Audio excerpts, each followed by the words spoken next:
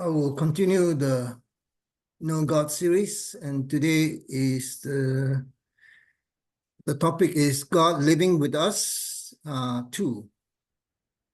I shared with you God living with us one last week. This is the second presentation.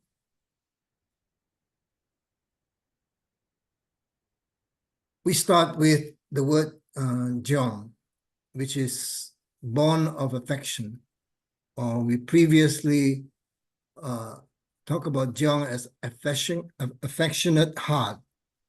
What then is John? True parents explain that when we ascend to the spirit world, it is not love that we take with us, but John. On September 26, 2007, True Parents gave the following message. What then is John? It is unchanging longing that flows from deep within the marrow of our bones. It is longing from the marrow of our bones, the unchanging longing that comes from the very marrow of our bone. This is John.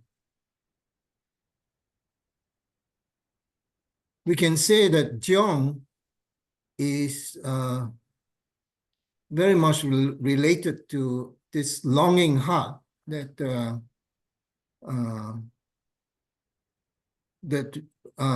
Dr. Young emphasized very much during his series of morning devotion.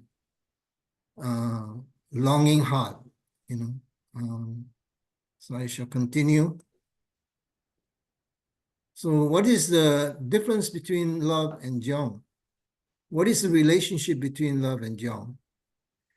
Well, when the subject partner and object partner exchange love, the accumulation of the outcome of this love is the bond of affection, or John. So therefore, even if one-sided love might exist, John cannot be created alone. That is why true parents strongly emphasize John. Even Heavenly Parent cannot feel this depth of heart, his Simjong, all alone. In order to actually experience Simjong, God must have a partner to share it with. So this accumulation of the outcome of love is this bond of affection, or John. So we have to understand that even though God's most essential character is his Simjong, but his Simjong cannot be manifested. God cannot even feel the depth of his heart, Simjong, all alone. He needs an object partner that will respond to him or her. So this respond, what true parents later share, is Hyojong. Without Hyojong, God's Simjong cannot be manifested. God cannot even experience his heart, because this can only come about through the subject partner loving the object partner and the object partner responding to the love of God. So here, True Mother explained very clearly about Hyojong. True Mother explained that the essential keyword to becoming Heavenly Parent's partner in Simjong, the essential keyword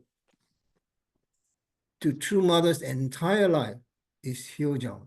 Hyojong is therefore becomes so critical for us to really come to understand and practice.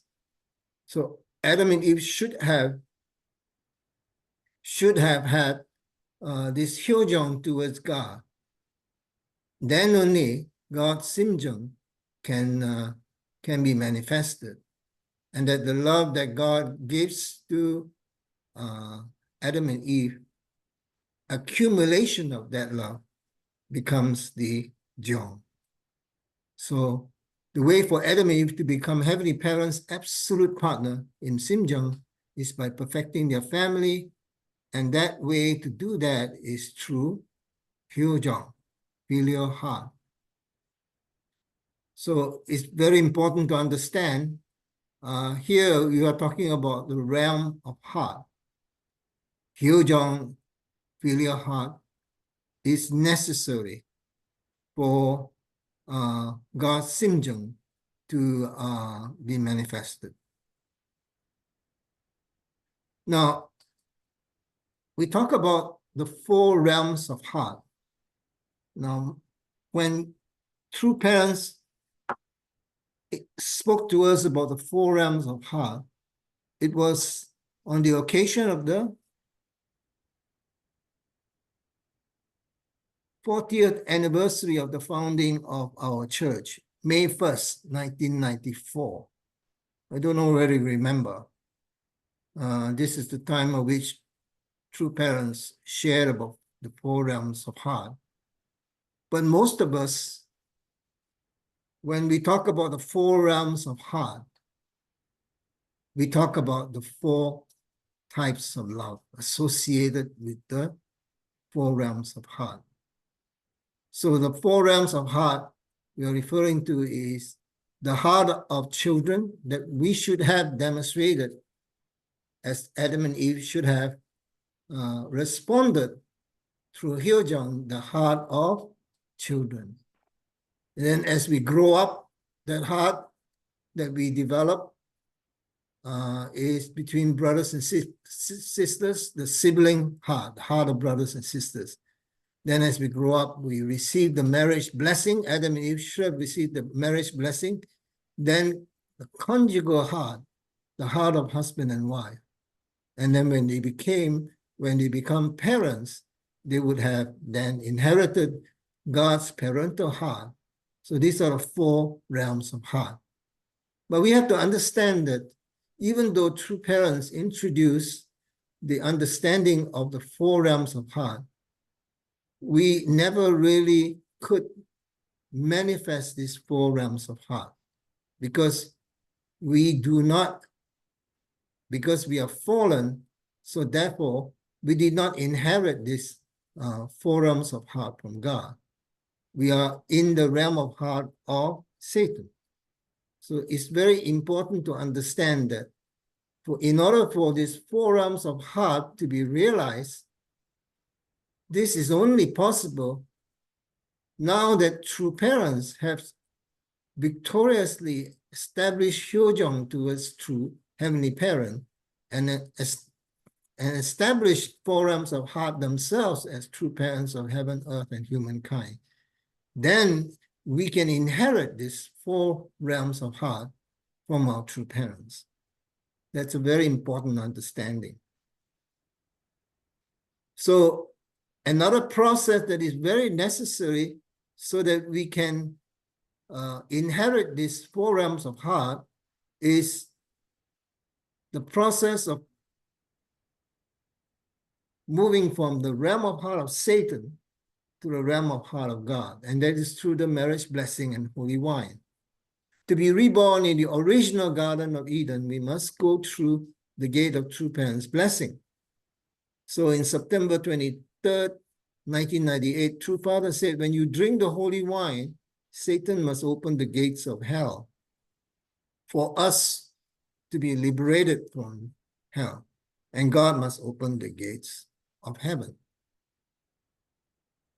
It's talking about the opening of the gate. It doesn't mean that we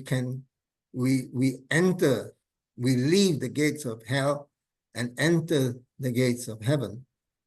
Opening is when we receive the holy wine.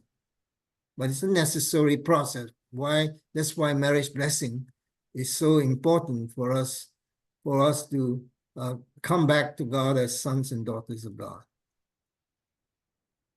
Now, another very important understanding is about the firm settlement of Chongiguk.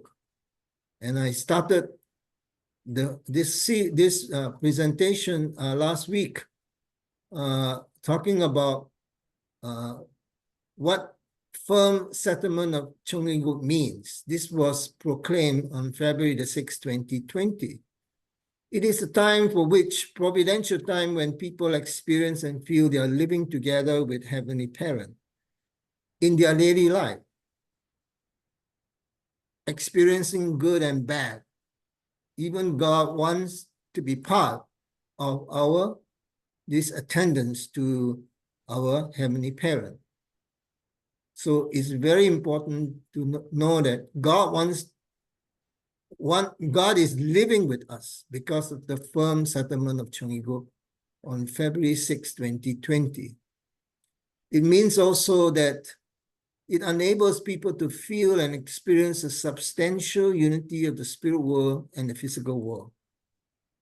This is also very important. That's why Cheongshim and the reality of the spirit world becomes more and more real in our life.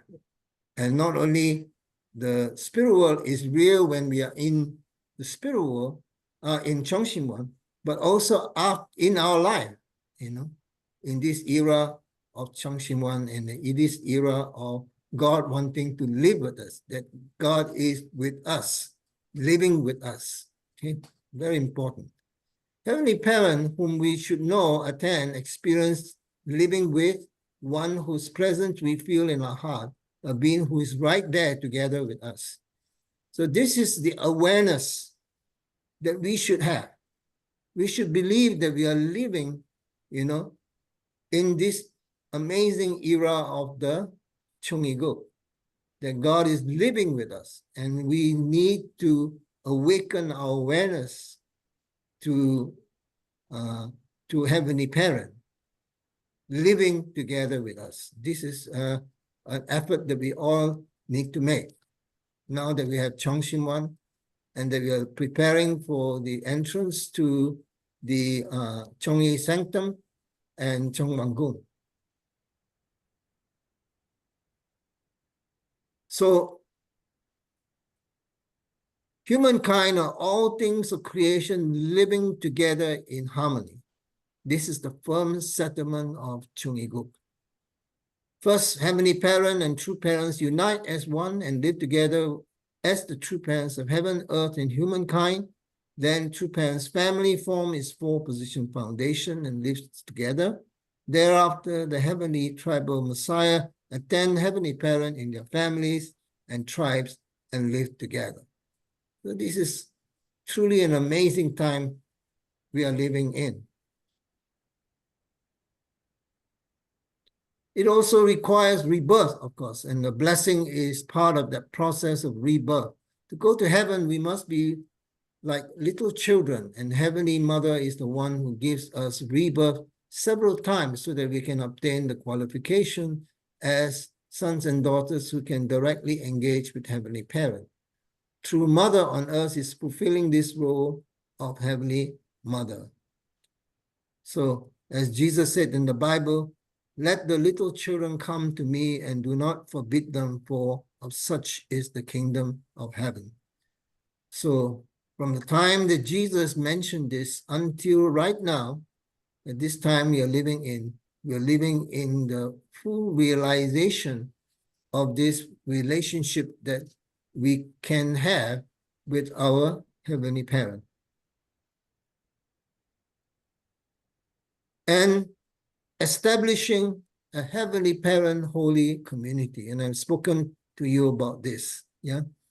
Is Heavenly Parent's umbrella that is large enough to encompass all of the spirit world and the earthly world, and a vast community that can gather everyone, regardless of their political, religious, financial, or ideological spheres under one banner.